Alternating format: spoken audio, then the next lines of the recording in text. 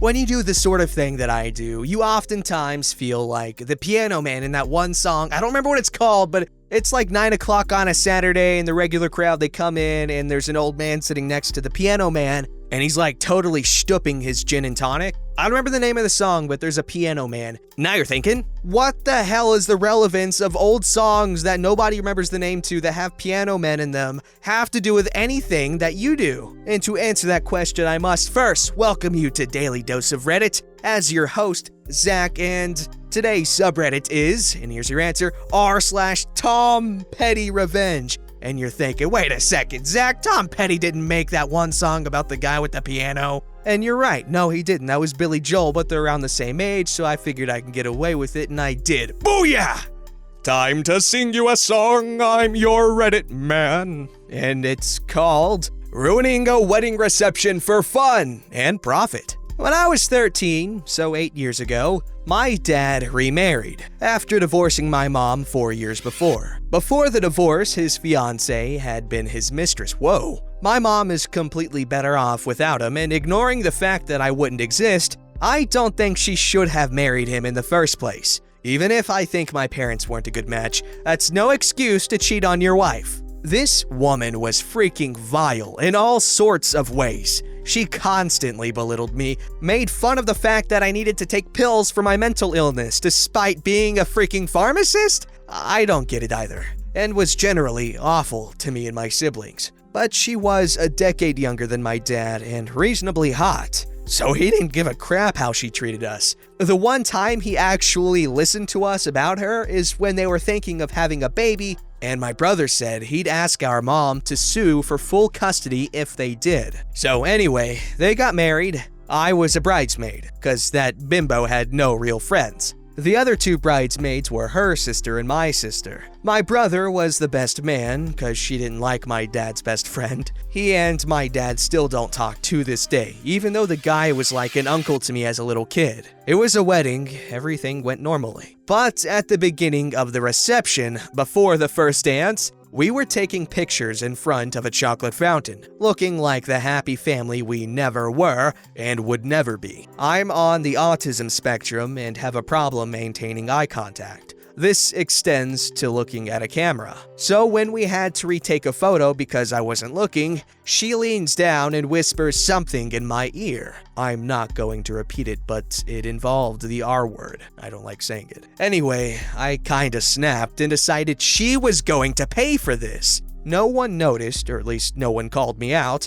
when I started slowly moving the chocolate fountain towards the edge of the table. When it got to the edge, it makes contact with the back of that pure white wedding dress and slowly drips down. By the time she notices, it looks like she's crapped herself. But for all anyone else knows, this was an accident. She has no spare dress and that stain is not coming out. So first dance, cutting the cake, speeches, everything. This woman has what looks like a crap stain on the back of her dress. It was a small revenge, but it was so worth it. What's supposed to be the happiest day of this stupid woman's life, and she's gonna remember that stain every time she thinks about it. They never did get that stain out, and nobody knew it was me. Until now, I guess. Hi family, if you're reading this, Susie, you're a cooter and you deserve that chocolate stain. Power. This is what raw,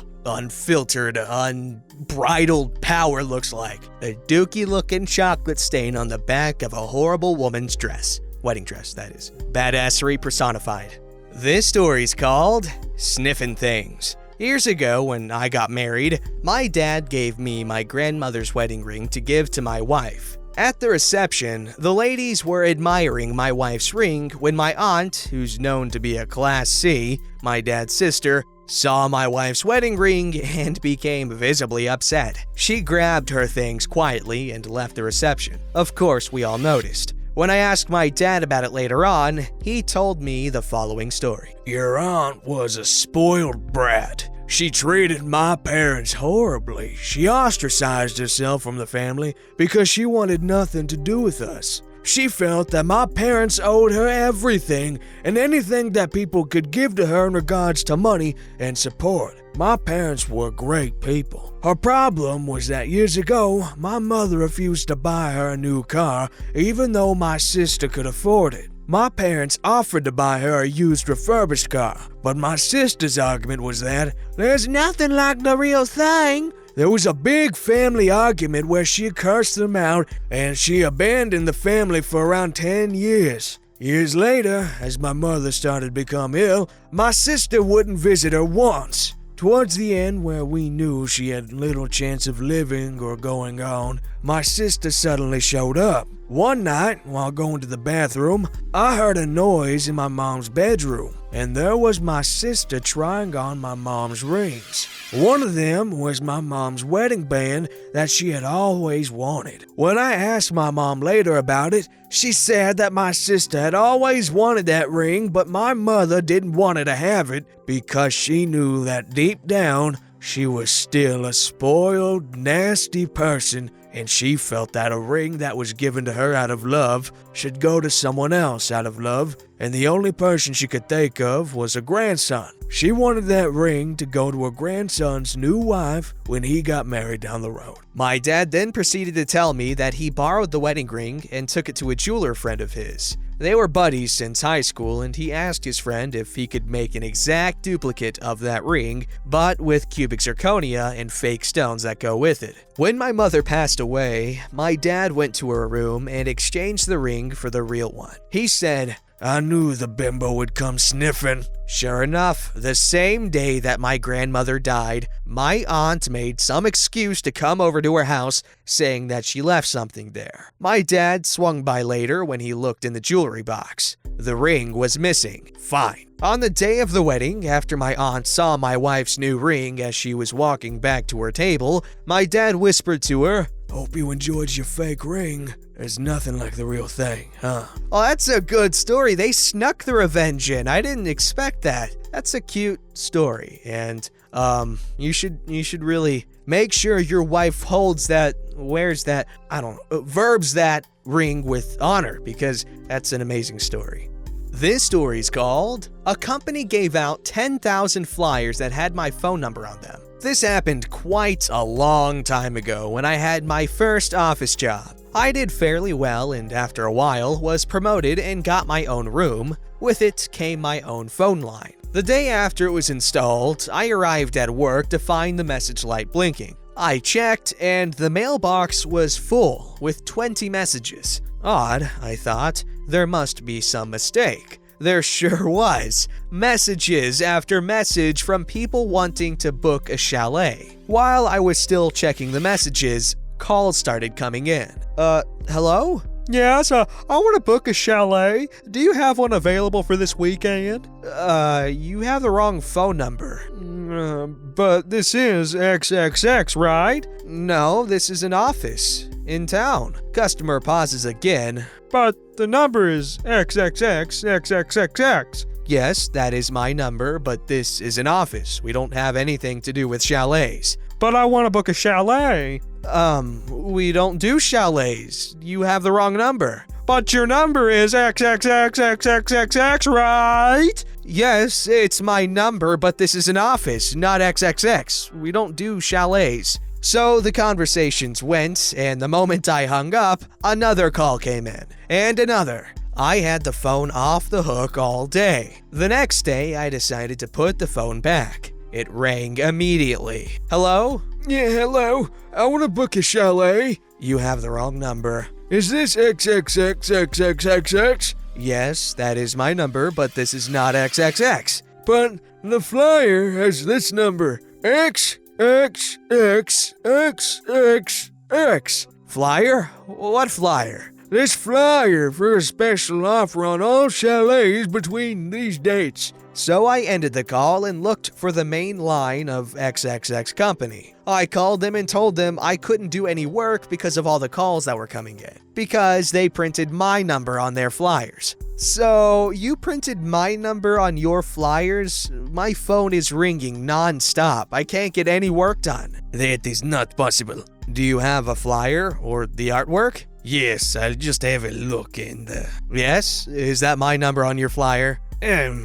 Yes, it must be a mistake. I'm sure it is. A big one. What are you gonna do? The flyers have been given out. There's nothing we can do. How many flyers were printed? 10,000. They couldn't do anything. They didn't want to do anything. I asked them to pay for changing the line, and they refused. They didn't offer anything and even asked me to direct all the callers to them at the correct number. So I started answering all of the calls. It took a week, but I told everyone we were fully booked till the end of the promotion. That is ridiculous. And some good revenge. I really like PettyRevenge because the revenge isn't over the top. It's just, you sure showed them. Alright, I just died in the gulag, and this story is called How I Made Bratty Thumbelina Stop Flirting with My Boyfriend. Back in high school, I dated a guy who we'll call Jared. After school, Jared and I would hang out at his place or with a group of 3 to 5 friends. One girl in our group of friends was, interesting. We'll call her Trixie. Trixie was a petite girl whose entire personality revolved around being cute and petite. Also, despite being in a relationship herself, she was clearly into Jared. She would claim that things were too heavy and ask only him to carry them, comment on how tall he was compared to her, ask him for piggyback rides, just general nonsense that made both of us sort of uncomfortable. I would not tolerate this now, but we did at the time because we like hanging out with her boyfriend. Well, it being that time of the month, I bought a new box of tampons to keep under the sink. It was one of those variety packages that includes different sizes, important for later. Later that afternoon, I went to grab one and noticed that 6 or 7 of the light tampons were already missing. What the hell? Then I realized that Trixie had been going to the bathroom a lot. Being so aggressively petite and adorable, I guess she considered it beneath her to use regular tampons. When we hung out the next day, she finished all of the light ones. I was wondering what she'd do when she approached me off to the side and asked if I had any more. I quietly told her no, sorry, but told her she could always use a bigger size so she wouldn't have to change them so often. She answered very loudly, looking right at Jared, "Oh, I can't use those jumbo tampons like you. I'm way too tiny."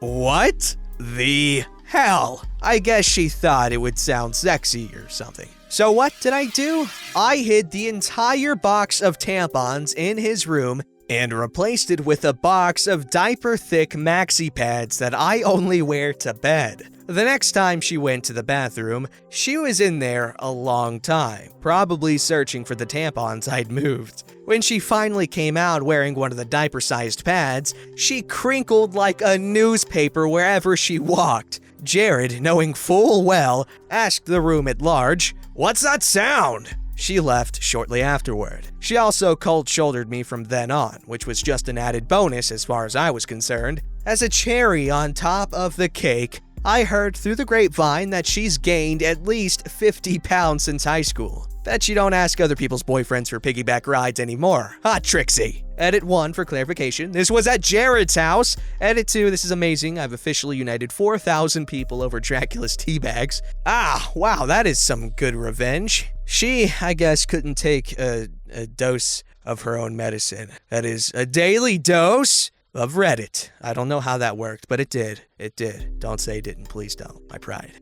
Alright, this story's called Pandemic Petty. So I wasn't the victim of this Karen, but I was the enactor of the petty revenge. In the midst of this pandemic, a lot of businesses are limiting the number of people that can be in a store at one time. I was going to the grocery store across the street when I see the massive line. Now, there were only like 50 people in line, but by following the 6'2" rule, this line was physically pretty long. I needed some stuff and the weather was nice, so I just decided to wait and take this opportunity to relax. Now, this Karen in front of me is on the phone with someone complaining about how long the line is and how big of a hurry she's in. This woman has the full mask, gloves, goggles, hairnet. Don't know what that was for. Okay, hold up, someone's uneducated here. If anyone else has seen It's Always Sunny in Philadelphia, you know what I'm talking about. The disease is all in your hair. Sorry, back to the story.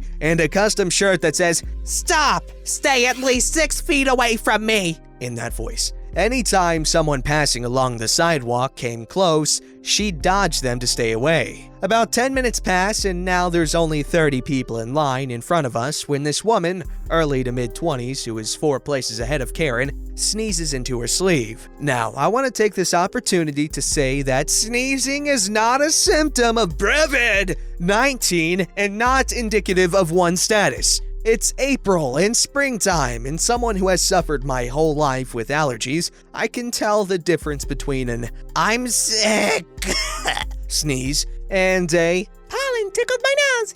sneeze. This was an allergy sneeze, but Karen felt like she had just discovered a bioterrorism plot. She begins yelling at the poor girl. Keep in mind, this girl and Karen are like 30 feet away, 9 meters. So Karen is literally yelling. Karen is mainly giving a soapbox lecture on how this girl is endangering the community and Karen's kids for not following self-quarantine orders when she obviously has the virus. She of course calls the employee monitoring the door over who sent out the manager. We all know Karen would have called for the manager eventually, am I right? The manager tries to figure the situation out while Karen threatens to call the cops to arrest the girl. Eventually, the girl just gives up and leaves. She'll just come back or go to a different store. This satiates Karen, and I'm more than convinced she was just looking for excuses to kick people out of line and speed up her entry. As someone who works in diseases,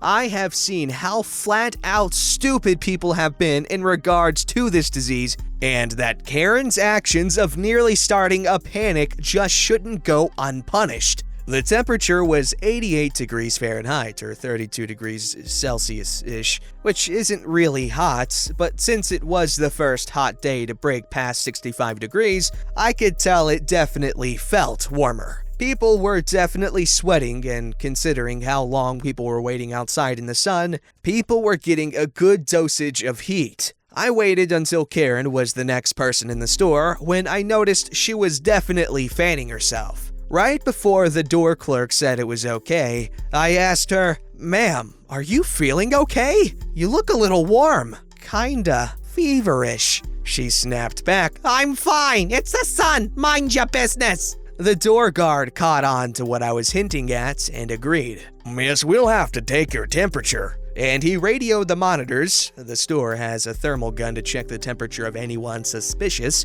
I've never seen them use it, but I knew they had it. She cried, "Why? It's just because I've been in the sun. You didn't check anyone else's temperature." He said, "It's just a policy to check anyone who looks feverish." The guy comes and takes her temperature, 100.7 degrees Fahrenheit, or 38 degrees Celsius. Just over the 100.4 degree Fahrenheit limit, the store said. The temperature guy informs her that she will not be allowed to enter the store for public safety. She begins to throw a conniption fit, saying, "It's the sun. I'm not sick. Test him." They do. I get a 99.9 degree Fahrenheit result. The guy informs me that I can now enter the store. I thank him and go in to grab my milk while I can hear Karen still yelling. I hope she was able to get her essential Pinot Grigio somewhere, just not here. Side note, most grocery stores have an early window to allow elderly shoppers, 60 plus, to come with lower risk of infection.